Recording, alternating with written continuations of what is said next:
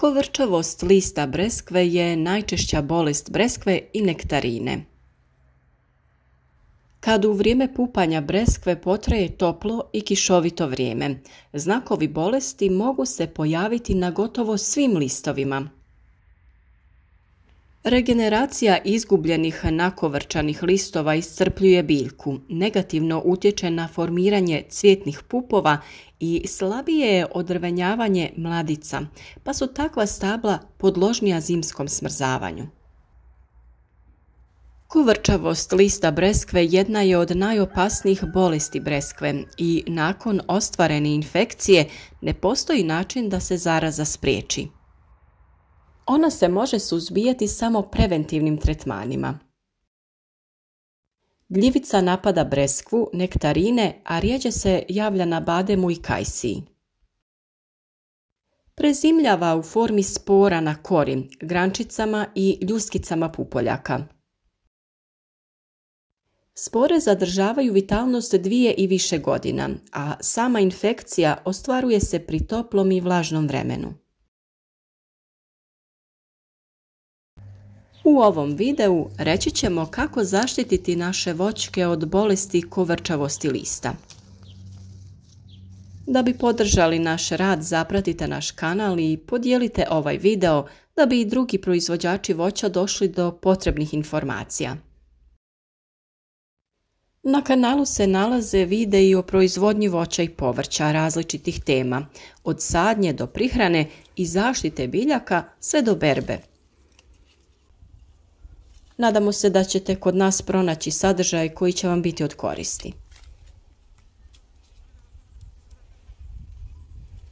Ova bolest se po nakovrčanom lišću lako prepoznaje. Po završetku listanja pojedini listovi postaju nakovrčani, mjehuravi i zadebljali, često veći od normalnih listova i lako se lome.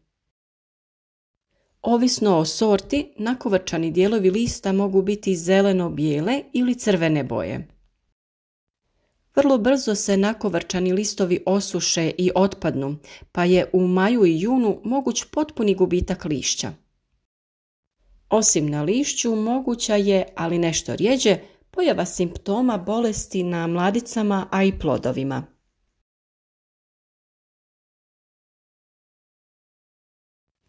Zaražene mladice su zadebljane i deformirane, a na plodovima se javljaju mjehurasta ispupčenja.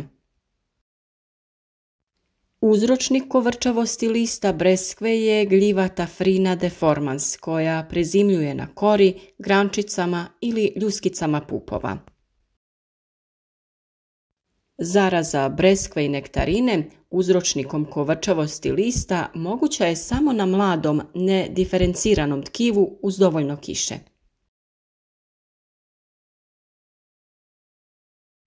Optimalna temperatura za ostvarivanje zaraze je 15,5 do 21 stepen, a za razvoj kovrčavosti breskve oko 20 stepeni. Prema tome, kritično razdoblje za primarnu infekciju breskve je od početka bubrenja pupova do pojave zelenog lisnog vrška, a za ostvarivanje infekcije je, uz prisustvo uzročnika bolesti naravno, potrebna i kiša. Također je dobro znati da nema sekundarnog širenja bolesti u voćnjaku.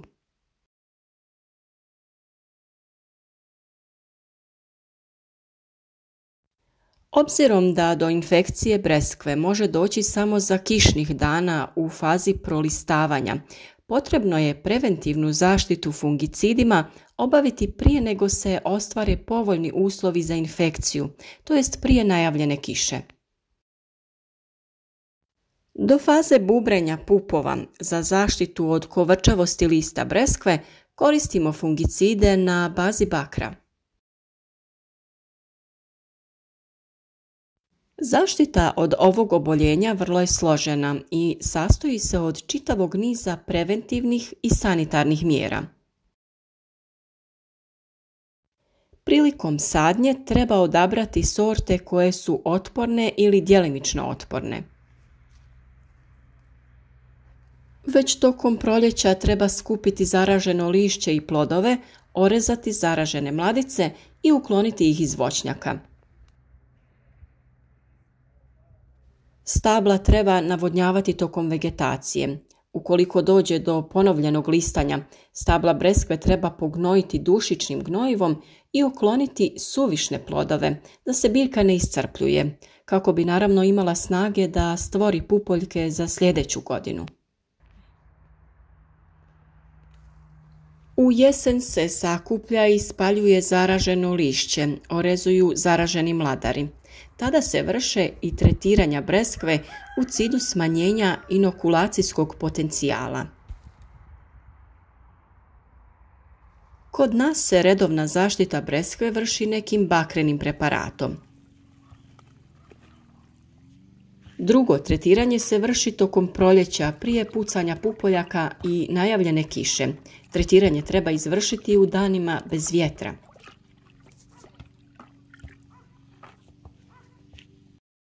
Za tretiranje breskve može se koristiti i smjesa gline i kreča u omjeru 4:1.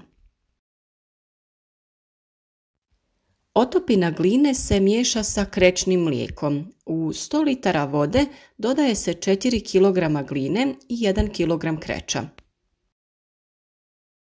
Glina se miješa u odvojenoj posudi sa 90 litara vode.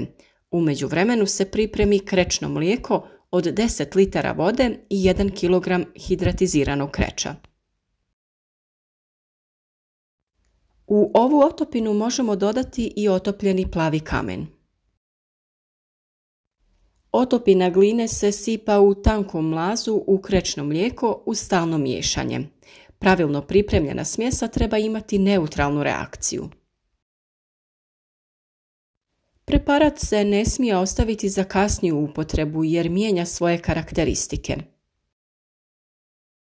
Ovaj preparat inače smanjuje onečišćenje životne sredine i smanjuje trošak zaštite. Glina je po svom sastavu puna mineralnih tvari i poboljšava fizičke, hemijske i biološke osobine biljaka. Bitno je napomenuti da količina kreča ne smije biti prevelika jer može oštetiti pupove. A preporučujemo i zimsko i proljetno krečenje stabala da bi na taj način smanjili zaraženost. O toj temi kako pravilno pripremiti smjesu za krečenje i kada to raditi imate već video na našem kanalu pa ga potražite. Nadamo se da ćete uz ove savjete zaštititi vaše voće od oštećenja i da ćete imati dobru berbu. Ako vam se ovaj video svidio, ostavite nam like i podijelite ga na društvenim mrežama i ne zaboravite potražiti još korisnih savjeta na našem kanalu.